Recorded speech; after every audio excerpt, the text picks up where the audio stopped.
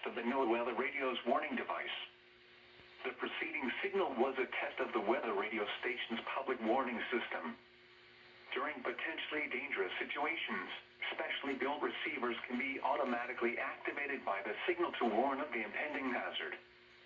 Tests of the signal and receiver's performance are normally conducted by the National Weather Service every Wednesday between 11 a.m. and 12 noon.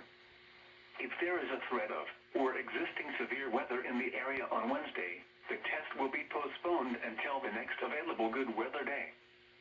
Problems with reception of this broadcast, normally more noticeable at greater distances from the transmitter, can occur even though you are using a good quality receiver in perfect working order. To provide the most consistent and dependable warning service possible, the warning alarm will be activated for hazardous watches and warnings for the following counties: Brazoria, Chambers, Fort Bend, Galveston, Harris, Liberty, Montgomery, and Waller. Repeating, this is a test of the NOAA radio's warning device.